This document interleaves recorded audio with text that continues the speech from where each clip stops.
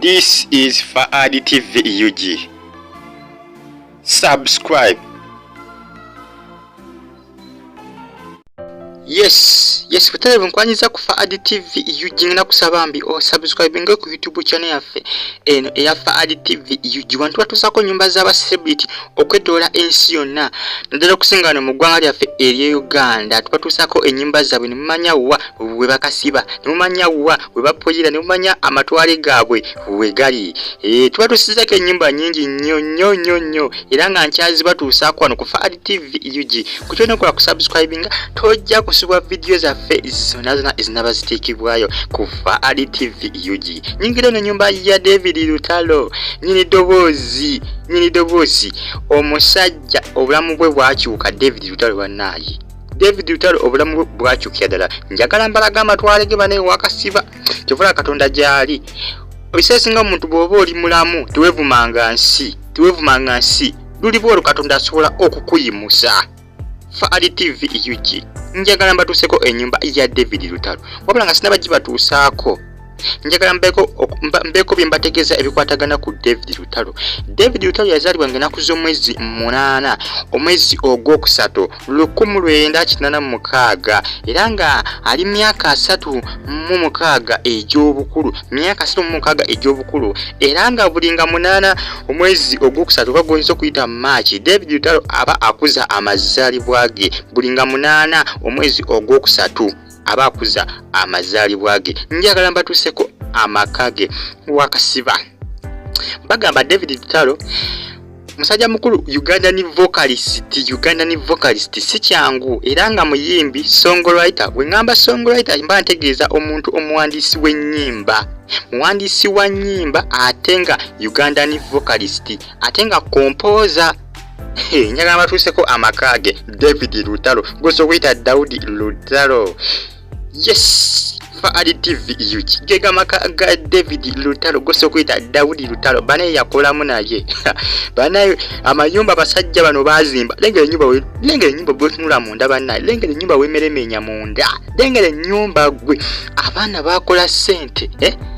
Bwotunulira Lutaalo ono si oli Lutaalo owedda oyayimbira akayimba kakapapaala. Endabika ya David Lutaalo yakyuka. Kyovula Katonda bagamba Katonda gyali gamazima. Bw'oba okyali mulamu ku nsi eno teweevumanga nsi. Bw'oba okyalina omukka ng'okyassa teweevumanga nsi. David Lutaalo ani yamulabisa mu kayimba kakapapaala? Bw'oba walaba akayimba ka David Lutaalo akakapapaala oyinza okuwakana nti David Lutaalo si yali mwaka kayimba nenga yali mwaka kayimba ndozo mulengera yakyuka endabika. Si oli owedda oyo gwe bayita Katonda. Lengera amaka ge yazimba, laba amaka mwakasiba, laba amaka mwasula David Lutaalo. Yoyo gwe bayita Katonda. Katonda gyali ku nsi eno, Katonda gyali ate kasitoba ng'okyali mulamu teweevumanga nsi. Ndi ku maka ga David Lutaalo Banange Yakolamu yacapamu. Ono mwana ate ye yacapamu nnyo. Maka manyirivu nnyo, maka ga ttabbu nnyo, abaana bakolamu. David Lutaalo baŋŋamba wano amanya gagadala David Lutaalo yazaalibwa nga 8 March 1986 yazaalibwa wali e Luweero mu Uganda. Nkiwa mwena mukimanyi kale bya batakimanyi David Lutaalo yazaalibwa Luweero. Kituufu David Lutaalo azaalibwa Luweero era nga David Lutaalo ono ayimbye ennyimba nnyingi nnyo. Bagamba mu mwaka gwa 2008 yakola akayimba kakapapaala era kana akayimba ke kasinga ennyo okumutumbula n'okumuleetera okumanyikibwa ennyo eri abantu. Newankubadde kamufula akamaanyi ennyo naye kale kamugjayo okulabika nga abantu batandika okumumanya nti ye David Lutaalo nti era muyimbi Munnayuganda. Era bwe yava kwako akayimba yayimbako ne Good Life Radio and Weasel balina akayimba ke bayimba era nako kamuyambako okuvaayo. Yakayimba ako David Lutaalo yakayimba ne Good Life nako kamuleetera okuvaayo. Yayimbako ko ne Eddie Kenzo kosa ne Bebekulu. Nyimba nyingi nnyo zaze ayimba David Lutaalo era alina akayimba ke yayimba ne Good Life bali bakayita Elena. Nkiwa mwena mukamanyi Elena saba busabi kikayimba David Lutaalo nakakayimba ku kamugjayo bambi nasobola okulabika nga amanyikibwa abantu nti naye gyali. Si kyangu omuntu okubanga kugamba teri omuntu ali mu nsi eno nga ayise ku museetwe. Kubaddemu obuwonvu n'ebikko kugamba kubadde kwewaayo okutoba nansi era David Lutalo yinsonga lwaki waali muno ku nsi omuntu olina okugumira benna ebiba bisoomozebwa biba bikusoomoza mu nsi eno okulabika ng'okimeekinga okulabika ng'achivinga ebintu eby'omu nsi bino muno mu nsi temuli mu kintu kyangu lengera amaka omusajja ono gaasulamu we yayimbira kapapaala abasinga bagamba mbu agenda kufa ne Katonda gyali mulengere bwafaanana endabika yennaanyirira bali batandise okumubika mawulire ebiseera mwaka gwa 2009 batandise omubika mbu anaatera okufa mbu yali alina ekirwadde ekimutawaanya kugamba bannaye si byangu bagamba David Lutalo known by Uganda's musician audience for his district era Bannayuganda muno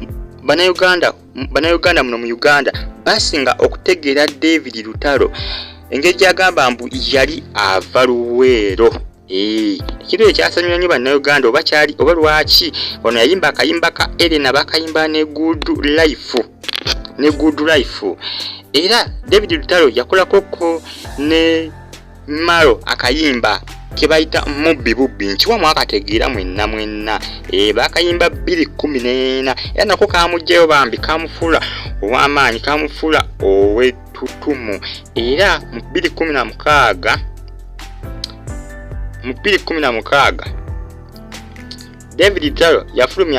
David Lutalo yawangula award eya hip hop music awards yagiwangula award eya hip hop mu mwaka gwa 2016 awo Lutalo yali atandise okubeera ow'amaanyi nga atandise okuyitimuka ng'ayokyanga w'amaanyi mwaka gwa 2016 David Lutalo yali w'amaanyi nnyo bannaye akasajja kano Katabu ne baba kakolamu sente kazikola zaawera okuyimba kalina kyekalaga kyekajjemu ka David Lutalo si byangu bwetunulyano ku background ya David Lutalo bandaga nti David Lutalo yazaalibwa Lujja Robinson ye taata Lujja Robinson ate maama ye Mastura Nasaazi ye maama wali mu district y'e Luweero era nga David Lutalo amanyikiddwa nnyo okuyimba amanyikiddwa nga omuyimbi ayimba mu lulimi Oluganda ate nga luyimba bulungi kossa n'Oluswahili kossa n'Olungereza olutonotono balusobola okuyita Oluzungu bagamba asomeddeko mu masomero agawerako yasomerako ku ssomero lye bayita Kikuyu Primary School Kikunyu Primary School wali esomerako Kikunyu Primary School nasomerako ku Balita Lodge Primary School era ng'eno ku Balita Primary School gyamalira ebigezo bye bya PLE olwavaayo ne yeegatta ku Kasana Town Academy gyasomera secondary gyasomera senior 1 mpaka ku senior ey'okuna oluvannyuma yavaayo n'agenda ku Busisa Grammar somera nayo lye Luweero ero gyali agenze okusomera A-level wabula teyagimalaako A-level yasomayo afu n'avaayo ku ssomero nga tagimaliriza A-level oluvannyuma yeegatta mu kuyimba natandika okulabika nga adda mu kkooka ennyimba paka na kaakati waali David Lutalo naye musajja bw'amaanyi nnyo ne baba alina maka ga Tabu nnyo maka g'amaanyi nnyo maka ga David Lutalo maka ga mutawana nnyo maka ga Tabu ndowooza mugalabye gega maka ga David Lutalo abadde tagamanyi Faadi TV yuginsono nja kubamba tusangako amayumba omanyi baserebu wawe bakasiba omanyi nti serebu wange alina ennyumba oba tayina buli serebu gwe nkutusako wano alina amakage era amakage nkutusako gega maka gemba maze okunoonyezaako n'enzuula nti ga serebu oyo gwe mbanga kutuusirizaako kati nga bulaba ga David Lutalo nasoose kunoonyeza n'enkakasa nti maka ga David Lutalo gwosa okuyita Daudi Lutalo abakyala abanyumirwa nnyo David Lutalo olw'engeri gy'alabikamu olw'engeri gy'ayimpamu kukabambye okuyimba bwe bonna bambi obusinga bwalaavu g'amazima si bakyala bokka ffenna tunyumirwa David Lutalo nze obuyimba bwe nange bunkolera musajja muyimbi nnyo ate basinga nnyo okumumanya nti mbu engeri gy'ava eruweero yabasinga bamuyita mwana w'eruweero David Lutalo ne baba alina maka ganyirira nso nga bagasiga langi buli lunaku maka ga Tabu nnyo maka ga mutawana nnyo abadde tamanyi maka ga David Lutalo gego ndowooza ogalabye gega maka ga David Lutalo munda bibimu ku bifaananyi ebiri munda maka ga David Lutalo ndowooza obirengede Faadi TV yugi era kusaba mbi osubscribinge ku YouTube channel yaffe eno ojja kuba tosobola video zaffe ennyuvu nga zino kasito na subscribinga ku YouTube channel yaffe eno amaka ga David Lutaalo mogalabe temusobwa amaka amalala agagenda okuddako wano ku Faali TV UG kyenda okukola ku subscribinga ojja kuba tosobola video zaffe zonna zinaba za uploadingibwayo ku YouTube. Stay on YouTube platform Ennyumba ya David Lutaalo mugirabye mubere bulungi mweraba.